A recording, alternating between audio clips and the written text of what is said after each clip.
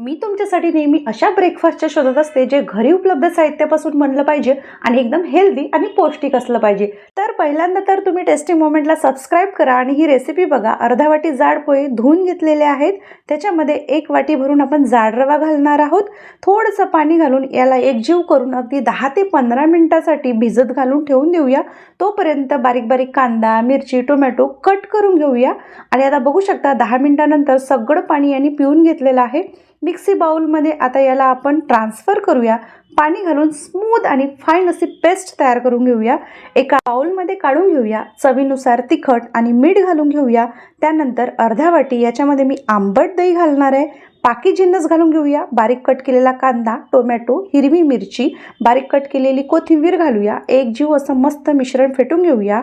अख्खे जिरे घालूया। अगदी पाव चमचा भरून खाण्याचा सोडा घालूया। बॅटर मस्त फुललेला आहे। एकजीव केल्यानंतर मीडियम फ्लेमवर पॅन तापत ठेवून त्याला तेलाने ग्रीस करून घेऊया। बॅटर घालून असं जाडसर पसरून घेऊया। कडेने वाटल्यास अगदी थोडं थोडं तेल सोडून घेऊया। कव्हर करून अगदी 1 मिनिटासाठी वाफवून घेऊया। दुसऱ्या साईडने सुद्धा पलटून घेऊया। दोन्ही साईडने आलटून पालटून मीडियम फ्लेमवर खरपूस भाजून घेऊया। आवश्यकता भासल्यास अगदी कडेकडेने थोडंसं तेल सोडूया।